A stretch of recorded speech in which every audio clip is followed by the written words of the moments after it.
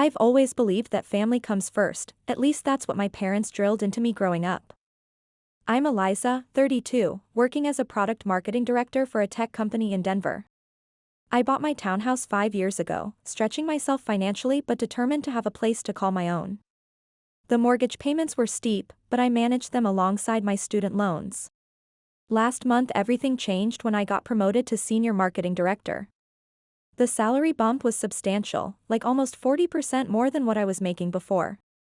When the HR director told me amount, I had to make sure I hadn't misheard. My heart raced and my palms grew sweaty. My first thought wasn't a vacation or a shopping, it was my mortgage. With this kind of money, I could pay it off years ahead of schedule.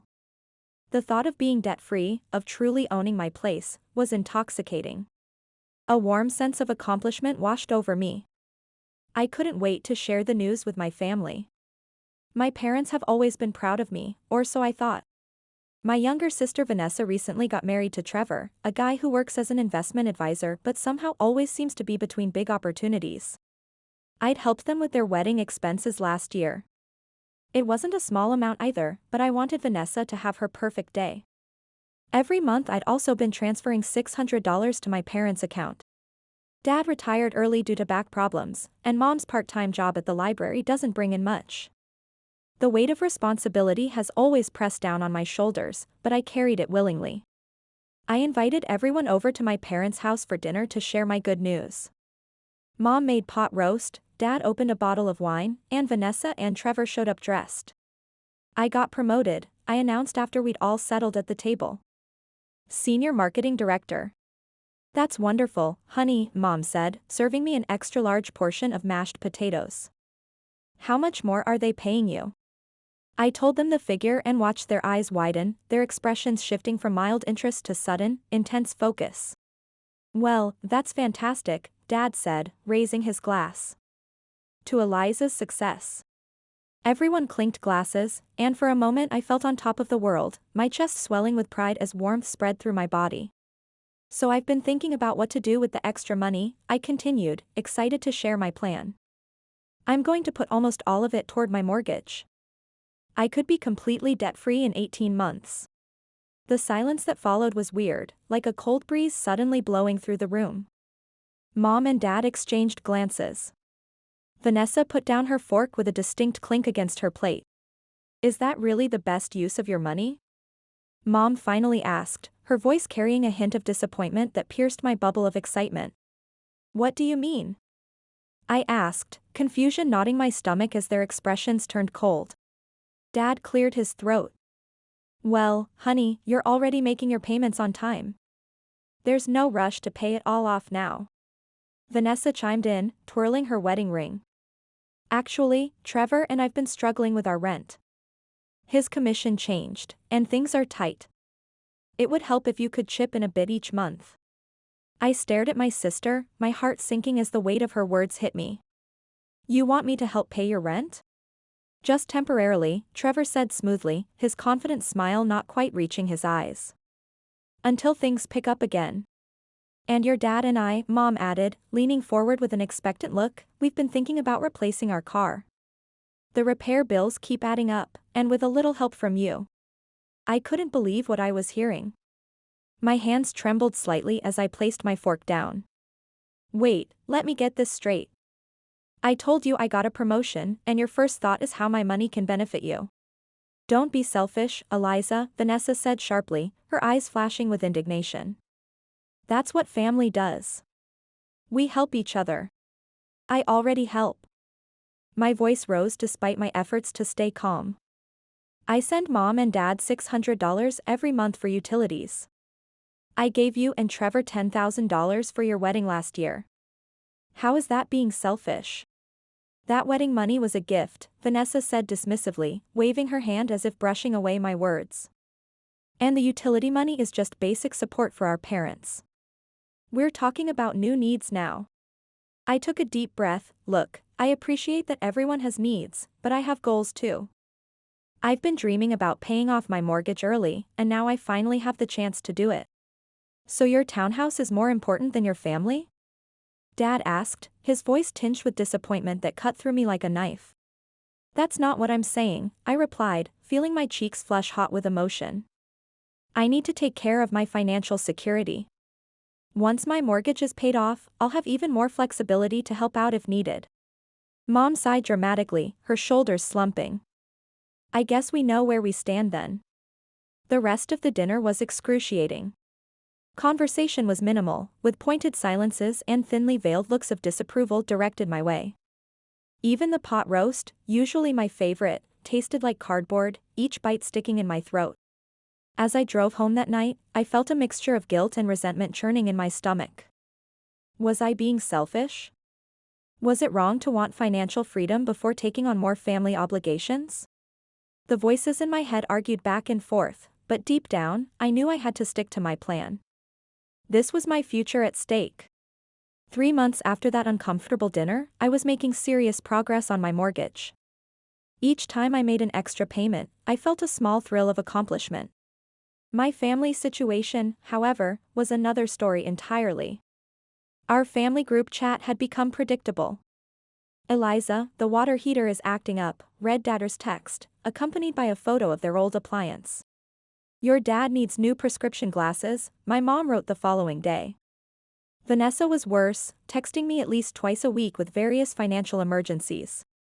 After her demotion at work, about missing deadlines, she and Trevor were struggling to make ends meet. However, her Instagram feed showed photos at upscale restaurants and designer shoes.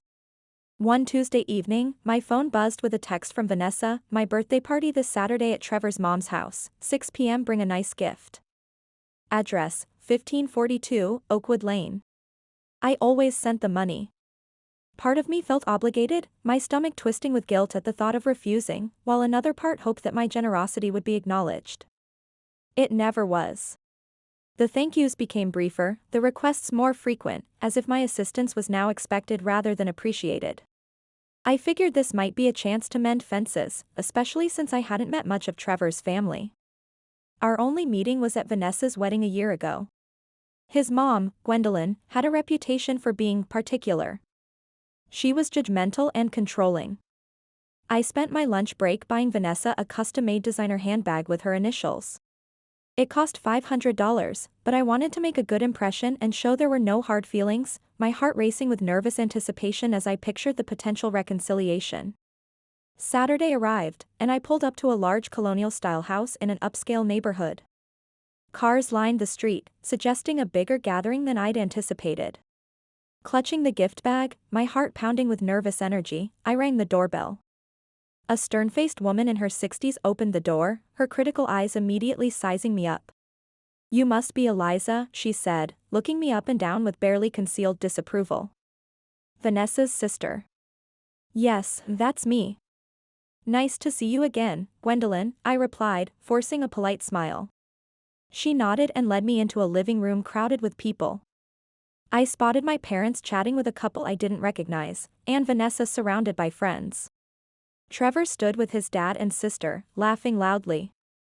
I barely took 3 steps into the room when Gwendolyn's voice rang out. I noticed Vanessa's phone pointed in our direction, the red recording light blinking on her Instagram live stream. So, Eliza, she said, her voice cutting through the room. I have something to ask you. Do you refuse to help your sister financially when you can? The room grew quiet. My face flushed hot with embarrassment and confusion, my stomach clenching as I realized dozens of eyes were fixed on me, including the invisible audience watching through Vanessa's live stream. I'm sorry, what? I managed to say, my voice sounding small even to my own ears. Vanessa tells me you got a big promotion, Gwendolyn continued, her voice carrying across the room. Yet she and Trevor are struggling to pay rent, and you won't help. I find that interesting. I glanced at Vanessa, who was suddenly very interested in adjusting her phone angle, making sure to capture my discomfort for her followers. The betrayal stung like a physical pain in my chest. I do help Vanessa, I said carefully, fighting to keep my voice steady. I've sent her money multiple times over the past few months. Gwendolyn scoffed, you could easily cover their entire rent if you wanted to, but instead, you're hoarding your money to pay off your own townhouse ahead of schedule. Very selfish behavior. I felt like I'd been slapped, and my breath caught at her words. I saw my parents staring at the floor, refusing to make eye contact with me. Several guests were whispering to each other and nodding in agreement. I wanted nothing more than to turn around and leave, my legs trembling with the effort to stay standing. Vanessa suddenly appeared at my side, grabbing my arm with surprising strength. "Please don't go," she whispered, her nails digging into my skin. "It'll just make things worse. People ask questions." My parents hurried over. "Stay, Eliza," Mom hissed, "don't make a scene." So I stayed, swallowing my hurt and anger. The dinner that followed was excruciating. I sat silently while Vanessa opened gifts, all while periodically checking her phone for comments and likes. When it was my turn, I forced a smile and handed her the expensive custom handbag. "Oh, how nice," Gwendolyn commented loudly. "I know you earn enough to buy her something truly special." Several guests nodded in agreement.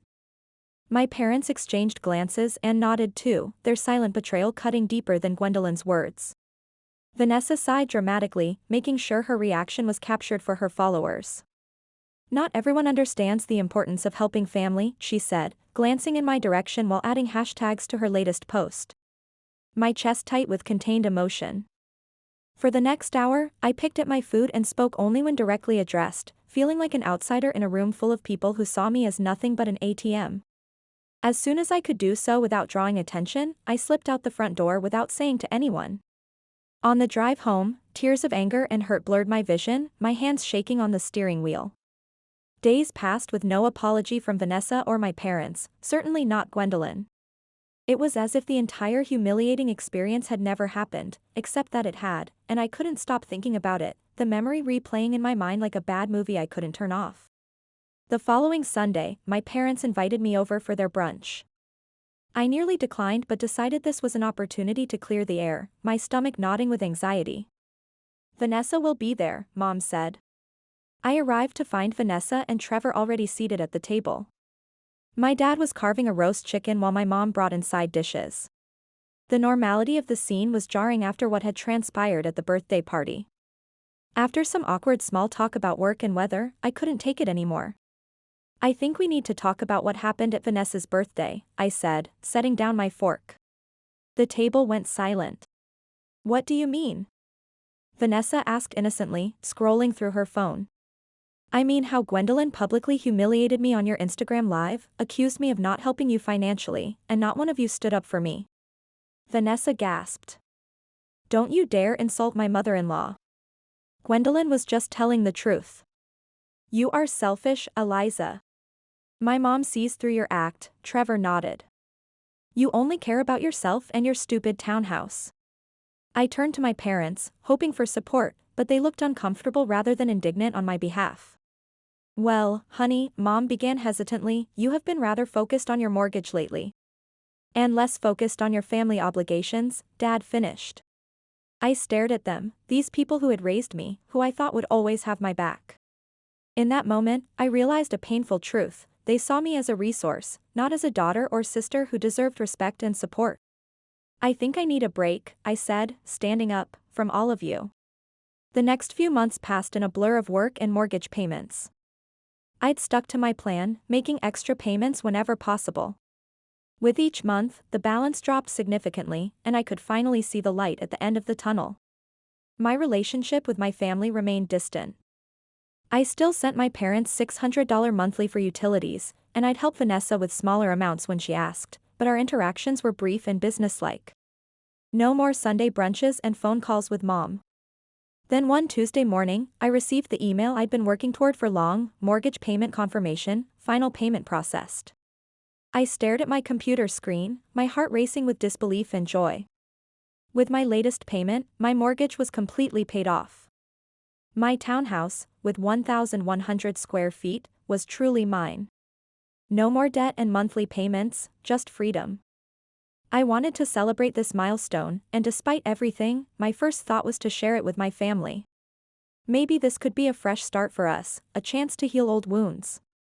I called an upscale restaurant downtown and made a reservation for Saturday night, butterflies dancing in my stomach as I pictured the evening. "Hi, Mom," I said when she answered the phone. "I have some good news. I paid off my mortgage." "Oh, that's wonderful, honey," she said, sounding genuinely pleased for the first time in months. "I'd like to take you and Dad to dinner on Saturday to celebrate, at Giovanni's downtown.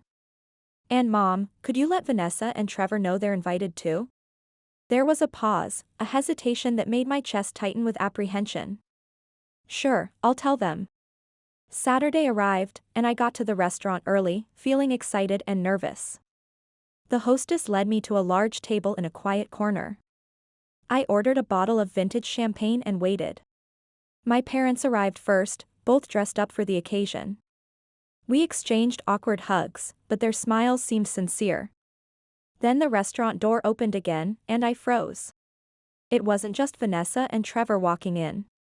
Behind them were Trevor's parents, Gwendolyn and Richard, followed by Trevor's sister Courtney, her husband, and 3 children. Vanessa approached our table with a bright smile, phone already out for social media. "Hope you don't mind the extras. This is my family now, so I figured they should be here too." I sat there speechless as Courtney directed the waitstaff to rearrange tables. Gwendolyn gave me a curt nod but didn't bother with a greeting. Since Eliza's paid off her mortgage, Vanessa announced to the group, she can afford to be more generous now. "So everyone order whatever you want, the most expensive dishes on the menu." The children cheered, and everyone started eagerly scanning the menu. I sat there, stunned by their audacity. My parents were studying their menus too, not meeting my eyes. Something inside me shifted. Maybe it was watching Gwendolyn smugly order a $120 bottle of wine. Maybe it was seeing her demand the priciest seafood platter. Or maybe it was just months of resentment finally reaching its breaking point. I excused myself, saying I needed the restroom. Instead, I found our server and pulled her aside. "I'd like to modify my reservation," I said quietly. "Could you please prepare separate bills for each party? I'll pay for myself and the table reservation fee, but everyone else will need to pay their own orders." The server nodded. "Of course, ma'am." When I returned, everyone was ordering appetizers without a care. I sat through toast after toast, each one thinly disguised criticism. To Eliza, Trevor's dad said, "Who can finally stop being so thrifty now that her mortgage is paid off?" To my sister, Vanessa added, "Who will hopefully realize that family deserves her generosity more than a bank." My parents chuckled at these jokes, as if they were harmless teasing rather than blatant guilt trips. Dinner progressed with everyone ordering multiple courses and expensive drinks. The kids spilled sodas and ordered desserts they barely touched. The bill must be approaching thousands. Finally, as coffee was served, the server appeared with separate checks. "There must be a mistake," my father said immediately. "This should all be on one bill. My daughter is treating us tonight." "Actually," I said, my voice steady, "I asked for separate checks. I'm paying for my meal and the table reservation fee, but everyone else is responsible for their own orders." The shocked silence that followed was almost worth the months of frustration. "This is outrageous." Gwendolyn recovered first. "You invited us to dinner." "Actually, I invited my parents, Vanessa, and Trevor. Everyone else invited themselves. And it was Vanessa who suggested ordering the most expensive items. But this bill is over $500 just for me and Richard." Gwendolyn sputtered. Courtney looked panic-stricken at her family's bill, which included all the children's orders. "This isn't fair." Vanessa cried. "You know we're struggling financially. And yet you ordered the $75 steak and 2 $18 cocktails," I pointed out. I handed my card to the server. "I'm all set." "Eliza, you can't do this," my mom hissed, face red with embarrassment. "Actually, I can." I stood up and told the server, "Please make sure they all pay their bills." I walked out to a chorus of angry protests. My phone buzzed with texts before I reached my car, but I ignored them all. Back home, I turned off my phone and slept better than I had in months. In the morning, dozens of missed calls and angry texts demanded I return to pay bills totaling about $3,000. The pounding on my door started around noon the next day. Through the peephole, I saw my parents and Vanessa standing in the hallway. Their faces were furious. Part of me wanted to pretend I wasn't home, my stomach knotting with anxiety, but I knew this confrontation was inevitable. I took a deep breath and opened the door. They didn't wait for an invitation. All three pushed past me into my living room, their faces flushed with anger. How could you? Vanessa shrieked, her designer purse swinging wildly. Do you have any idea how humiliating that was? My dad pointed his finger at me, veins bulging in his neck. $3,000, Eliza. That's what you stuck us with last night. $3,000. We had to put it on our credit card, my mother added, her voice trembling with indignation. We'll be paying interest on that for months. I crossed my arms and leaned against the wall, surprising myself with my own calm. And whose fault is that? I invited 4 people to dinner. 11 showed up. They're my family. Vanessa shouted, her voice rising to a pitch that made me wince. Trevor's parents wanted to celebrate with you. No, they wanted a free meal, I corrected her, holding my ground. Just like they've wanted free money from me all along. Just like all of you have. That's not fair. My dad protested, his face turning an alarming shade of red. Isn't it? I raised an eyebrow, my heart pounding but my resolve firm.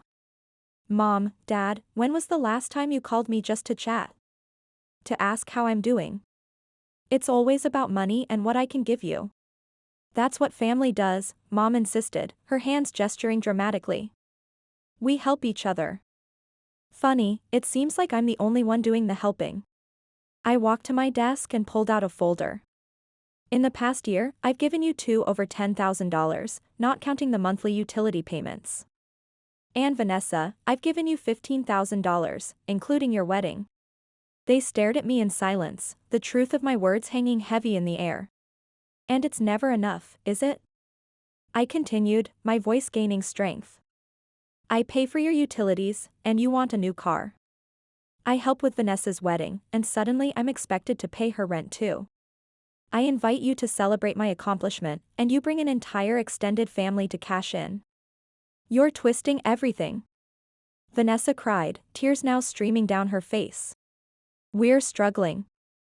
Trevor's job isn't stable, and my pay got cut. But you're sitting pretty in your paid-off townhouse. A townhouse I worked my ass off to pay for, I shot back. No one handed me anything.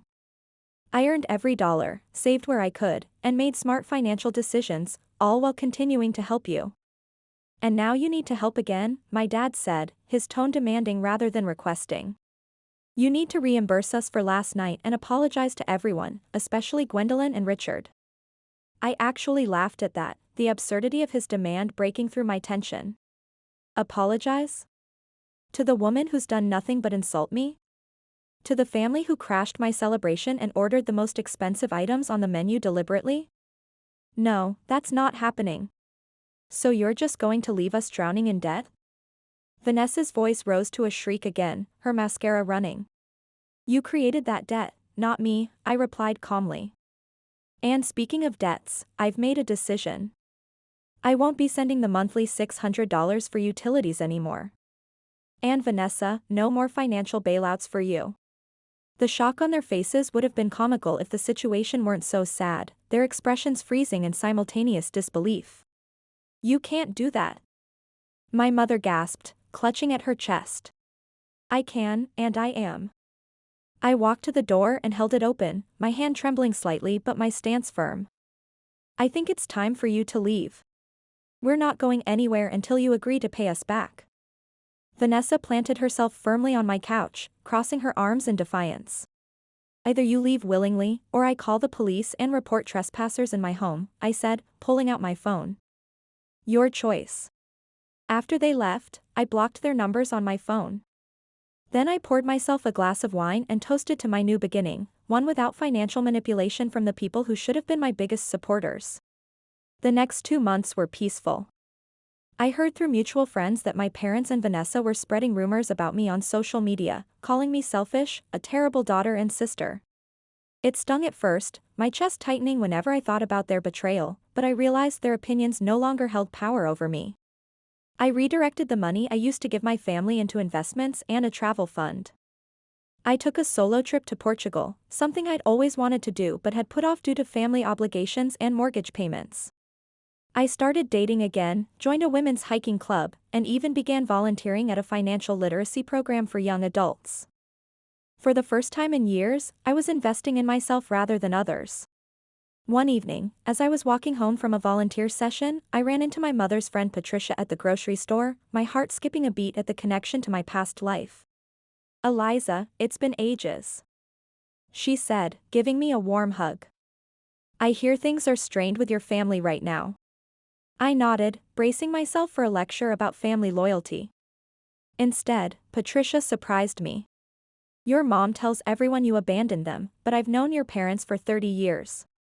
They've always expected others to solve their problems." She squeezed my arm reassuringly. "Good for you for setting boundaries." That brief encounter was validation I hadn't realized I needed, a warmth spreading through my chest. Accustomed to exploiting my generosity, other people could see the dynamic for what it was, not a selfish daughter, but a family that had grown. A week later, Vanessa sent me a handwritten letter with an old family photo. For a moment, my heart racing with uncertainty, I considered throwing it away unopened, but curiosity won out. "Eliza," it began, "Trevor and I are getting divorced. His mom convinced him I'm not good enough for their family. The irony isn't lost on me. I've been thinking about how I treated you, how we all treated you. I've deleted my social media accounts.